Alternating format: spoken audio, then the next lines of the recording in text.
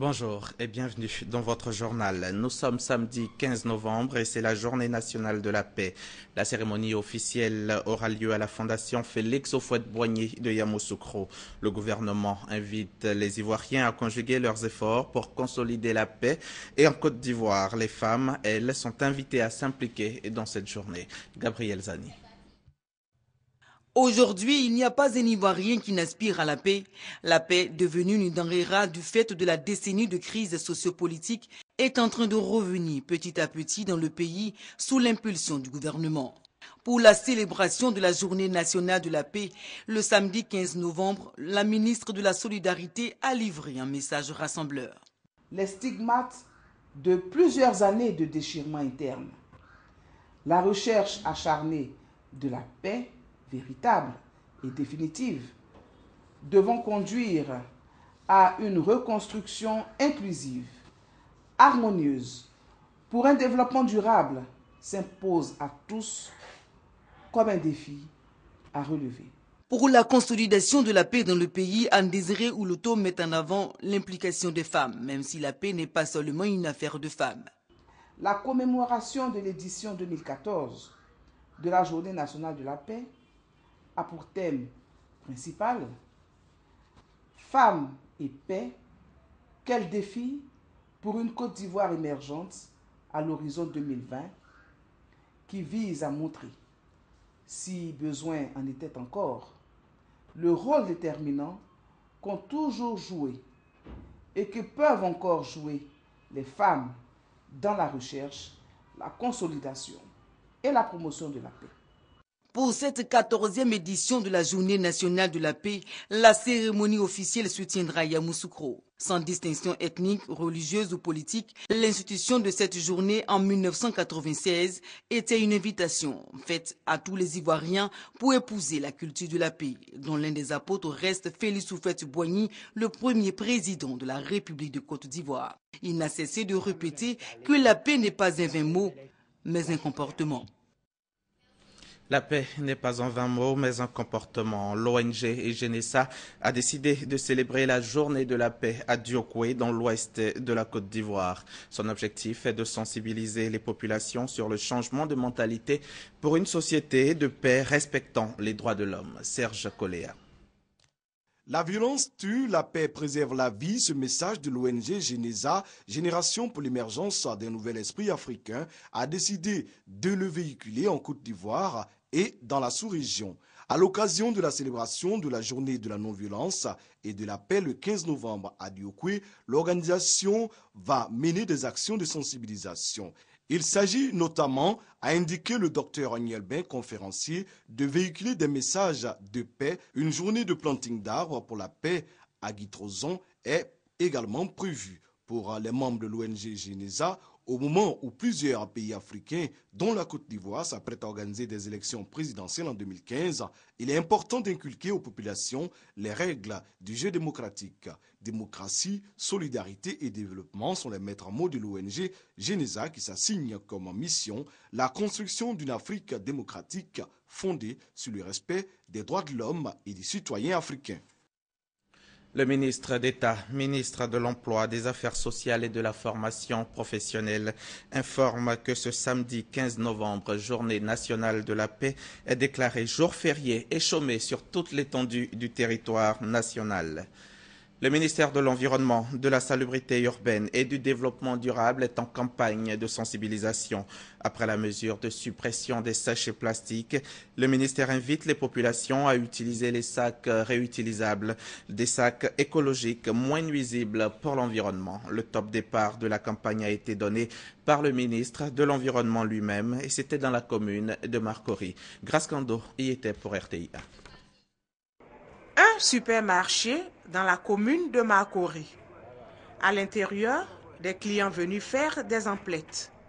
Au lieu et place des sachets plastiques, les clients sont désormais servis dans des sacs réutilisables fabriqués localement. Les sacs sont facturés dans les achats des clients et les sacs sont à 500 francs. Ce sac peut vous servir pendant plusieurs années.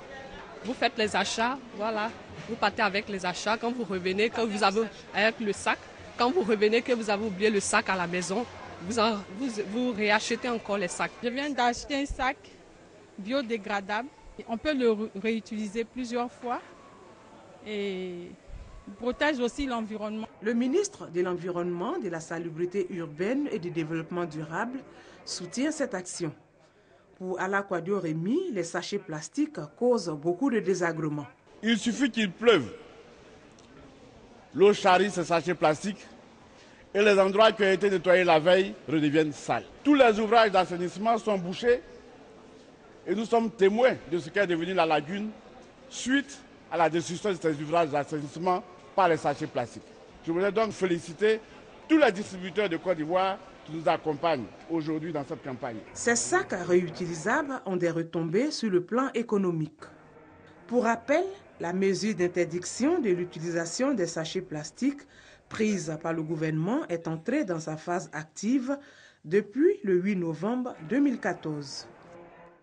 Le gouvernement lance aussi le programme national de santé scolaire et universitaire. L'objectif, améliorer la santé des élèves, lutter contre l'absentéisme et l'échec scolaire. La ministre de la Santé et de la lutte contre le sida et la ministre de l'Éducation nationale et de l'enseignement technique ont pris part au lancement de ce programme dans la commune d'Abobo. Reportage Christelle Anda, Serge Gongoma.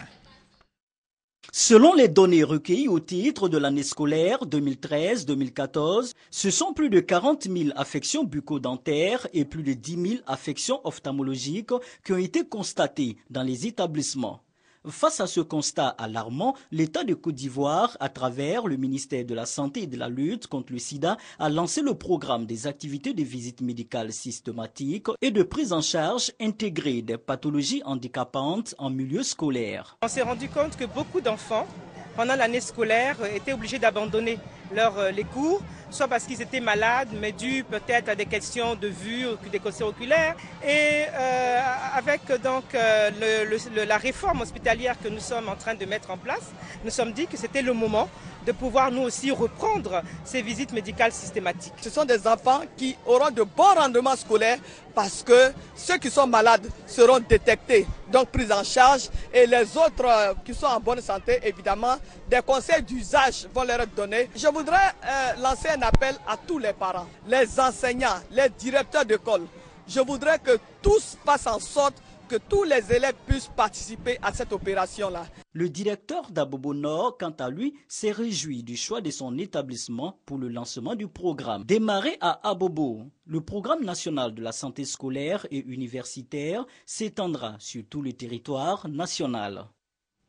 L'opération d'orientation des bacheliers 2014 a démarré depuis mardi 11 novembre 2014 et est entièrement gratuite.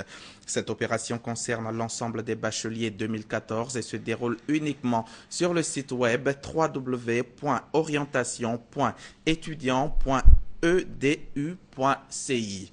Les préinscriptions faites initialement sur le site www.dorexi.net de la Dorex ne sont plus valables. Les étudiants 2014 dont le numéro de table n'existe pas sur la plateforme d'orientation doivent s'adresser au service de la DECO. Enfin, l'opération d'orientation dans les grandes écoles privées démarrera le mercredi 19 novembre 2014. L'interdiction de pêche dans les eaux de lagune dans les localités de Dabou et de Jacquesville vient d'être levée. L'annonce a été faite hier par le ministre des Ressources animales et halieutiques, Kobenon Kwasi Adjoumani. Dès ce samedi, les acteurs de pêche, des acteurs du secteur de la pêche peuvent reprendre leurs activités suspendues depuis plus d'un an. Compte rendu, Michel Digré. À partir de ce samedi 15 novembre, les populations de Jacquesville et celles de Dabou pourront à nouveau embarquer dans leurs pirogues pour pratiquer la pêche dans les eaux de lagune sans être inquiétés. Après 18 mois d'interdiction de pêche suite à la mort massive de poissons dans ces eaux, le ministre Kobenon Kwasi Adjoumani a annoncé la levée de cette mesure gouvernementale. Après 18 mois et après les analyses des eaux et poissons, nous avons compris que désormais il est possible de pêcher dans les eaux qui étaient menacées. Et il est tout à fait normal qu'en tant que membre du gouvernement, nous venions apporter la bonne nouvelle pour dire à nos parents, pêcheurs, que désormais la pêche est réouverte du côté donc de ces localités-là. Les acteurs du secteur de la pêche ont fortement été éprouvés au cours de ces 18 mois. C'est pourquoi le gouvernement s'engage à les aider à la redynamisation de leur filière. À cet effet, le ministre Kobena Kwasi Adjumani a procédé à la mise en place d'un fonds de solidarité qui contribuera à la relance des activités des pêcheurs. Place maintenant au Chandelier d'Or, cette soirée chrétienne de distinction et de remise d'Oscar. 3 serviteurs de Dieu et un groupe musical ont été distingués pour l'œuvre accomplie dans le sacerdoce. Ce sont au total 5 Chandeliers d'Or qui ont été décernés à cette 16e édition. Serge Coléa. Honneur et reconnaissance à 3 serviteurs de Dieu. Le révérend pasteur Bowiwale Jean-Claude sert depuis plus de 3 décennies l'Éternel. Il est consacré à travers le prix spécial Chandelier d'Or, expérience reconnue et dévouement dans le sacerdoce. Le révérend apôtre Séraphin Luboya, le jeune président des églises évangéliques Amis de Jésus-Christ, a été désigné Chandelier d'Or, persévérance et miracle de la foi. Le révérend pasteur Evert Yahi a reçu le prix spécial Chandelier d'Or, responsabilité et obéissance pour la gloire de Dieu. Et le fait d'être reconnu va davantage créer en nous une motivation pour l'avancement de l'œuvre de Dieu en Côte d'Ivoire. Pour Yves Djiké du groupe Emmanuel Presse, l'engagement constant dans l'œuvre de l'Éternel, la longévité dans le sacerdoce et surtout le dévouement et l'influence positive de ses guides religieux sur le peuple de Dieu ont motivé le choix du groupe Emmanuel Presse. Des serviteurs de Dieu qui sont cachés dans l'ombre, mais que nous avons besoin de révéler à la face de la nation ivoirienne et du monde afin que l'exemple serve. Le thème émergence, la Côte d'Ivoire arrive, donne l'occasion cette année de distinguer le lycée d'excellence Sainte-Marie qui reçoit le prix du meilleur bâtisseur des élites de la nation. Le ministre d'État, Ahmed Bakayoko, parrain de la cérémonie et représenté par le directeur général des cultes, Bamba Messamba, a également reçu un prix. Tous ceux qui sont nominés aujourd'hui n'ont plus droit à l'erreur. Et qu'ils prient pour la Côte d'Ivoire, ils prient pour la nation et ils fassent en sorte aussi que d'autres serviteurs puissent être distingués et portés à la face de la Côte d'Ivoire. Le groupe Emmanuel Presse encourage depuis 16 ans déjà l'excellence dans le domaine religieux et n'entend pas s'arrêter en si bon chemin. Au Burkina Faso, la cérémonie de signature de la charte de transition initialement prévue pour ce samedi matin est reportée de 24 heures. Elle se tiendra donc demain dimanche à 10 heures, heure locale. Au Mali, le gouvernement sonne la mobilisation nationale contre Ebola.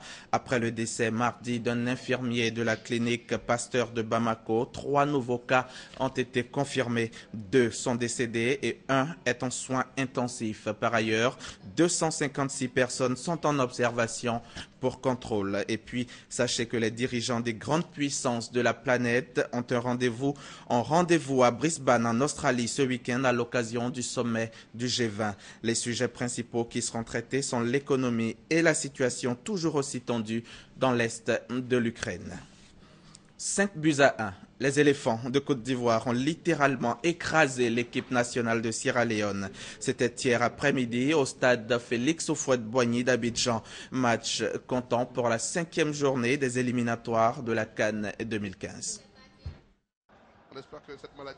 Les éléphants retrouvent la pelouse du stade Houphouët-Boigny avec la ferme intention de se relancer dans la course à la CAN 2015 après la défaite à domicile face à la RD Congo. Rappelé au sein du groupe, Habib Kolo Touré montre rapidement le chemin à suivre aux plus jeunes, 1-0. Curieusement, ce but intervenu très tôt ne libère pas les éléphants qui concèdent l'égalisation avant la fin de la première période. Après le repos, les Ivoiriens retrouvent leur inspiration de début de partie. Geoffroy Sérédier, l'homme du match, fait des merveilles au milieu de terrain. Salomon Kalou donne l'avantage aux éléphants. Il est imité par Max-Alain Gradel, puis par Gervais Kwasi Yao. Salomon Kalou réussit le doublé et clôt la marque à 5-1. Avec cette large victoire, les éléphants de Côte d'Ivoire ont dorénavant leur destin entre les mains en attendant le dernier match du groupe D le mercredi 19 octobre 2014 face au Cameroun. Les éléphants n'avaient donc pas droit à l'erreur. Ils seront face aux Lions indomptables du Cameroun mercredi 19 novembre prochain. Match décisif donc pour le sélectionneur Hervé Renard et ses poulains. Merci de nous avoir suivis, mais ne bougez pas. Mariam Koulibaly est installée pour un début de samedi chaud.